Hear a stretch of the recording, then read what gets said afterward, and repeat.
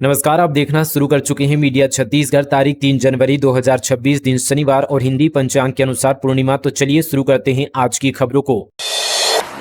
प्रांजू सोमानी ने रचा कीर्तिमान, 25 सालों बाद छत्तीसगढ़ को नेशनल शूटिंग में दिलाया 4 मेडल। छत्तीसगढ़ की बेटी प्रांजू सोमानी ने नया कीर्तिमान रचा है। उन्होंने 25 सालों बाद छत्तीसगढ़ को नेशनल शूटिंग में 4 मेडल दिलाया है। भोपाल में आयोजित 68वां नेशनल शूटिंग चैंपियनशिप में प्रांजू ने उत्कृष्ट प्रदर्शन करते हुए 632.5 का स्कोर कर 4 मेडल अपने नाम किया है।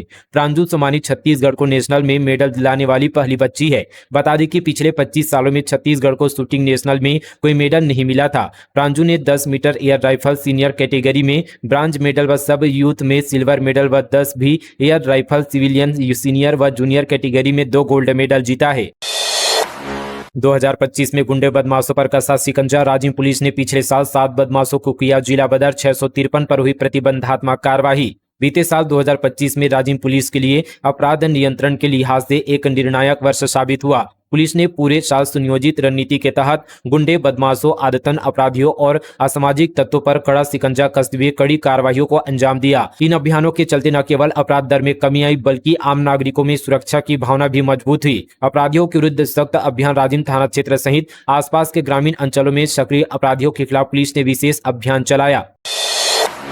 कांग्रेस की साहू समाज से अपील, पूरा वीडियो देखकर फैसला ले। भूपेश बघेल ने कहानी का उदाहरण दिया था, किसी जाति धर्म के अपमान का इरादा नहीं। पूर्व मुख्यमंत्री भूपेश बघेल के बयान को लेकर शुरू हुए विवाद पर कांग्रेस ने साहू समाज से अपील की है। कांग्रेस का कहना है कि भूपेश बघेल ने अपने भाषण में सिर्फ एक कहानी का उदाहरण दिया था, किसी भी जाति धर्म या समुदाय का अपमान करने का उनका कोई इरादा नहीं था। कांग्रेस ने कहा कि साहू समाज पूरा वीडियो देखे और उसके बाद ही कोई निर्णय ले। विपक्ष का नेता अगर सत्ता पक्ष से सवाल करता है या ज्ञापन की राजनीति करता है तो उसे किसी जाति या धर्म के अपमान से जोड़ना उचित नहीं है। यह राजनीतिक परंपराओं के खिलाफ है।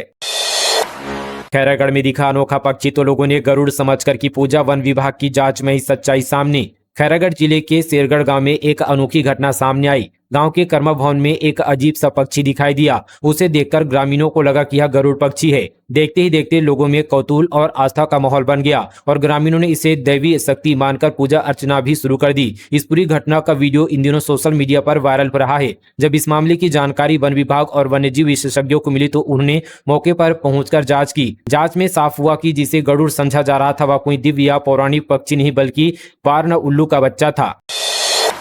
प्रदेश के लोगों को फिर बड़ा झटका, 24% तक महंगी हो सकती है बिजली। CSPDCL यानी Chhattisgarh state power distribution company limited ने वित्तीय वर्ष 2026-27 के लिए बिजली की दर में 24% बढ़ोतरी का प्रस्ताव नियामक आयोग को भेजा है। जानकारी के मुताबिक CSPDCL के अनुसार इस साल उसे बिजली आपूर्ति के लिए 25,460 करोड़ रुपए के राजस्व की जरूरत होगी, जबकि मौजूदा विद्युत दर से उसे लगभग 26,216 करोड़ रुपए राजस्व मिलने का अनुमान है। यानी इस साल CSPDCL को करीब 756 करोड़ रुपए का शुद्ध लाभ होने की संभावना है। हालांकि पिछले सालों के लगभग 7,064 करोड़ रुपए के नुकसान को मिलाने के बाद बिजली वितरण कंपनी इस वर्ष लगभग 6,300 करोड़ रुपए के घाटे में रहेगी। इन सभी बातों को ध्यान में रखते हुए बिजली कंपनी ने नियामक आयोग को दिए गए प्रस्ताव में सभी श्रेणियों में युक्ति संगत बिजली दरों में बढ़ोतरी की आवश्यकता जताई है। अब देखना यह कि आयोग वितरण कंपनी के प्रस्ताव को कितनी हद तक मान्यता देता है और नई दरों की घोषणा कब करता है। छत्तीसगढ़ हाईकोर्ट का फैसला, पटवारियों की राजस्व निरीक्षक पदोन्नति परीक्षा रद्द, चयन प्रक्रिया पर उठाए सवाल। छत्तीसगढ़ हाईकोर्ट ने राजस्व निरीक्षक के पद पर पदोन्नति के लिए आयोजित परीक्षा को रद्द कर दिया है। एकल पीठ ने माना कि परीक्षा प्रणाली दूषित थी और इसमें भाई भतीजावाद, कदाचारण व पक्षपात के संकेत मिले। इस फैसले से 216 पटवारियों को राजस्व निरीक्षक के पद पर पदोन्नति का रास्ता फिलहाल बंद हो गया है। मकर संक्रांति से पहले रायपुर में चाइनीज मांझा पर कार्रवाई। बूढ़ा तालाब और सदर बाजार की पतंग दुकानों से प्रतिबंधित मांझा जब्त किया गया। नगर निगम और छत्तीसगढ़ पर्यावरण संरक्षण मंडल की संयुक्त टीम ने शहर में चाइनीज मांझा बेचने वालों पर बड़ी कार्रवाई की। औचक निरीक्षण के दौरान बूढ़ा तालाब, सदर बाजार और गोल बाजार की 4 पतंग दुकानों की जांच की गई। इसमें 3 दुकानों से कुल 4.5 किलो प्रतिबंधित चाइनीज मांझा बरामद हुआ, जिसे मौके पर ही जब्त किया गया है। पुलिस आरक्षक भर्ती मामले में हाईकोर्ट का सख्त रुख, राज्य सरकार और व्यापम को जारी किया नोटिस। पुलिस आरक्षक भर्ती की परीक्षा चयन प्रक्रिया में कथित अनियमितताओं को लेकर दायर याचिका पर छत्तीसगढ़ हाईकोर्ट ने शासन और व्यापम को नोटिस जारी किया है। कोर्ट ने दोनों पक्षों से 3 सप्ताह के भीतर जवाब मांगा है। दरअसल पुलिस आरक्षक भर्ती परीक्षा मामले में दायर याचिका पर बीते दिन हाईकोर्ट में सुनवाई हुई। परीक्षा में चयन प्रक्रिया में अनियमितता को लेकर 10 अभ्यर्थियों ने हाईकोर्ट में याचिका दायर की थी, जिसमें सुनवाई करते हुए जस्टिस पीपी साहू की सिंगल बेंच ने राज्य सरकार और व्यापम को नोटिस जारी किया है। अब इस मामले में अगली सुनवाई 3 हफ्ते बाद निर्धारित की गई है। 2023 में टिकट नहीं मिला, लेकिन अब छत्तीसगढ़ की इस पूर्व विधायक को बनाया गया महिला कांग्रेस की राष्ट्रीय महासचिव, 5 राज्य के प्रभारी की भी जिम्मेदारी। महिला कांग्रेस ने अपनी नई राष्ट्रीय कार्यकारिणी की सूची जारी कर दी है। इसमें छत्तीसगढ़ से पंडरिया की पूर्व विधायक ममता चंद्राकर को बड़ी जिम्मेदारी सौंपी गई है। पार्टी ने उन्हें महिला कांग्रेस का राष्ट्रीय महासचिव नियुक्त किया गया है। ममता चंद्राकर वर्ष 2018 से 2023 तक पंडरिया विधानसभा की विधायक रही। इससे पहले वे 2010 में दुर्ग क्षेत्र से जिला पंचायत सदस्य और 2005 में बेमेतरा जनपद पंचायत की अध्यक्ष भी रह चुकी है। हालांकि 2023 के विधानसभा चुनाव में उन्हें टिकट नहीं मिला था, लेकिन पार्टी में उनकी सक्रियता भूमिका को देखते हुए राष्ट्रीय स्तर पर उन्हें यह अहम जिम्मेदारी दी गई है। साथ ही उन्हें गुजरात, मध्य प्रदेश, झारखंड सहित 5 राज्यों का प्रभारी भी बनाया गया है। इस दौरान ममता चंद्राकर ने महिला सशक्तिकरण को लेकर केंद्र और राज्य सरकार पर भी जमकर निशाना साधा। महासचिव बनाए जाने के बाद कांग्रेस कार्यकर्ताओं में खुशी का माहौल है और उन्हें लगातार बधाइयां दी जा रही है। शहीद आरक्षक की पत्नी को 1 करोड़ 10 लाख का चेक पुलिस से सैलरी पैकेज के तहत दिया गया। नक्सलियों के आईडी की चपेट में आने से हुए थे शहीद। बीजापुर में शहीद आरक्षक दिनेश नाग की पत्नी पूजा नाग को पुलिस सैलरी पैकेज योजना के तहत 1 करोड़ 10 लाख रुपए का चेक दिया गया है। यह राशि माओवादी विरोधी अभियान में उनकी शहादत के बाद परिवार को आर्थिक सहायता के रूप में दी गई है। महिला आरक्षक के साथ बर्बरता मामले में 2 लोग गिरफ्तार। अन्य आरोपियों की तलाश में जुटी पुलिस। एसपी बोले, दोषियों को नहीं छोड़ा जाएगा। रायगढ़ जिले के तमनार ब्लॉक में जिंदल कोयला खदान के खिलाफ प्रदर्शन के दौरान महिला आरक्षक के कपड़े फाड़ने के मामले में पुलिस ने आरोपियों के खिलाफ कार्रवाई शुरू कर दी है। एसपी दिव्यांग पटेल ने बताया कि महिला आरक्षक पर बर्बरता के मामले में 2 लोगों को गिरफ्तार किया गया है। वीडियो के आधार पर अन्य आरोपियों की तलाश की जा रही है। सभी आरोपियों के खिलाफ गंभीर धाराओं के तहत कार्रवाई की जाएगी। इस घटना में जो भी शामिल होंगे सब पर कड़ी कार्रवाई की जाएगी। उड़ता छत्तीसगढ़ बनाने की साजिश फेल, 9 ड्रग्स तस्कर गिरफ्तार, लाखों का कैश जब्त। नए साल पर छत्तीसगढ़ की स्टील सिटी दुर्ग भिलाई में पुलिस ने नशे के सौदागरों पर बड़ी कार्रवाई की है। पंजाब से हेरोइन की तस्करी करने वाले 9 ड्रग्स तस्करों को दुर्ग भिलाई पुलिस ने अरेस्ट किया है। आरोपियों के पास से 9,91,000 रुपए नगद जब्त किए गए हैं। दुर्ग पुलिस ने यह कार्रवाई ऑपरेशन विश्वास के तहत किया है। रायपुर मैग्नेटो मॉल में तोड़फोड़ के आरोपियों की उतारी आरती। जेल से छूटने पर बजरंग दल ने ढोल और नंगाड़े बजवाए, कंधे पर उठाया, धर्म पूछकर किया था उपद्रव। छत्तीसगढ़ की राजधानी रायपुर के मैग्नेटो मॉल में तोड़फोड़ के आरोपियों को जमानत मिल गई है। नए साल के पहले दिन 1 जनवरी की रात बजरंग दल के 6 कार्यकर्ता सेंट्रल जेल से बाहर निकले। संगठन के लोगों और परिजनों ने उनकी आरती उतारी। ढोल नगाड़ों और माला पहनाकर उनका स्वागत किया गया। नए साल में एसीबी की पहली बड़ी कार्रवाई। एसडीएम कार्यालय का बाबू 1 लाख रुपए की रिश्वत लेते गिरफ्तार। नए साल 2026 में एसीबी की टीम ने रायगढ़ जिले में पहली बार बड़ी कार्रवाई की है। एसीबी की यहां पर बिलासपुर इकाई ने धर्मजयगढ़ के एसडीएम कार्यालय के बाबू अनिल कुमार चेला को ग्रामीण से 1 लाख रुपए की रिश्वत लेते रंगे हाथों पकड़ा है। डर से पैसे को आरोपी ने आवास के पीछे फेंका था, जिसे टीम ने बरामद कर लिया है। बिजली बिल भुगतान में देरी से कटेगा कनेक्शन, चाहे बिल कम हो या ज्यादा, छाया रहेगा घर में अंधेरा। छत्तीसगढ़ में बिजली बिल बकाया रखने वाले उपभोक्ताओं के लिए अब राहत की कोई गुंजाइश नहीं बची है। दरअसल बिजली विभाग ने साफ कर दिया है कि ड्यू डेट तक बिल जमा नहीं करने पर बिजली कनेक्शन काटने की कार्रवाई की जाएगी, भली राशि कम हो या ज्यादा। घरेलू उपभोक्ताओं समेत सभी श्रेणियों के बकायेदार अब विभाग की सख्त कार्रवाई के दायरे में हैं। छत्तीसगढ़ राज्य विद्युत वितरण कंपनी मर्यादित नगर संभाग दक्षिण के असिस्टेंट मैनेजर टीएस कोसरैया ने बताया कि हर उपभोक्ता को नियमित रूप से बिजली बिल जारी किया जाता है, जिसमें भुगतान की अंतिम तिथि तय रहती है। निर्धारित तिथि तक भुगतान नहीं होने पर विभाग को कनेक्शन काटने का अधिकार है और उसी के तहत कार्रवाई की जाएगी। शराब घोटाला मामला। भूपेश बघेल के बेटे चैतन्य को हाईकोर्ट से मिली जमानत। ईडी ईओडब्ल्यू की गिरफ्तारी को दी थी चुनौती। पूर्व सीएम बोले, सत्य की जीत हुई। छत्तीसगढ़ शराब घोटाले से जुड़े मनी लॉन्ड्रिंग मामले में पूर्व मुख्यमंत्री भूपेश बघेल के बेटे चैतन्य बघेल को हाईकोर्ट से जमानत मिल गई है। इस मामले में उनकी जमानत याचिका पर बहस पूरी हो चुकी थी। हाईकोर्ट ने फैसला सुरक्षित रखा था। कोर्ट ने शुक्रवार को चैतन्य बघेल की जमानत को लेकर आदेश जारी कर दिया है। इंदौर के बाद अब रायपुर में गंदे पानी का कहर। इन 6 इलाकों में बदबूदार पानी। राजधानी में डर का माहौल। रोजाना खरीद रहे हैं 300 रुपये में पीने का पानी। रायपुर के कई इलाकों में गंदा और बदबूदार पानी लोगों के लिए परेशानी बन गया है। Pink city, steel city, sales tax colony, Vijaynagar और गायत्री नगर सहित लगभग आधा दर्जन क्षेत्रों में पिछले एक महीने से पानी में गंदगी और बदबू की शिकायतें मिल रही है। गंदे पानी के कारण कई बच्चों की तबीयत भी बिगड़ चुकी है। प्रभावित परिवारों को पीने और खाना बनाने के लिए रोजाना लगभग 300 रुपये खर्च करके बोतलबंद पानी खरीदना पड़ रहा है। इंदौर में गंदा पानी पीने से 10 से ज्यादा बच्चों की मौत हो चुकी है, जिसके बाद रायपुर के लोग भी डर और चिंता में हैं।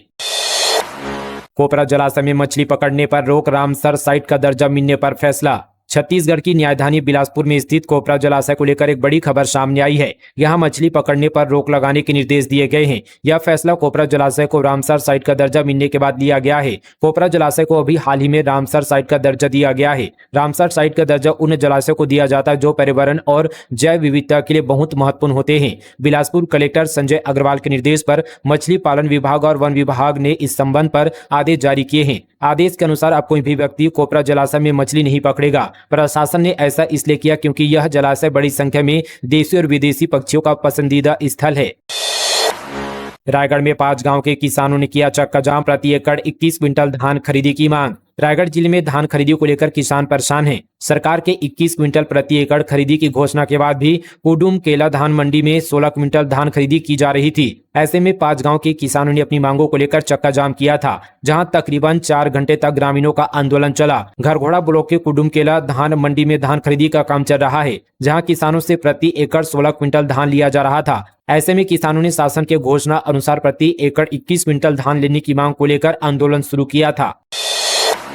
टीम इंडिया में गूंजेगा छत्तीसगढ़ का नाम। नेशनल सेंटर ऑफ एक्सीलेंस के लिए चयनित 3 खिलाड़ियों को डिप्टी सीएम ने दिया खास तोहफा। उप मुख्यमंत्री तथा खेल एवं युवा कल्याण मंत्री अरुण साव ने बेंगलुरु स्थित साई के नेशनल सेंटर ऑफ एक्सीलेंस में परफॉर्मेंस असिस्टेंट के लिए चयनित खिलाड़ियों को हॉकी किट प्रदान किया। उन्होंने नवा रायपुर स्थित अपने शासकीय निवास कार्यालय में गोलकीपर अल्फाज खान को गोलकीपिंग का संपूर्ण किट तथा फॉरवर्ड पोजीशन में खेलने वाली मधु सिदार और दामिनी को खुसरो को हॉकी स्टिक प्रदान किया गया। ये तीनों खिलाड़ी बिलासपुर स्थित स्वर्गीय B.R. यादव राज्य प्रशिक्षण केंद्र बहरतराई में पिछले 3 सालों से हॉकी का प्रशिक्षण ले रहे हैं।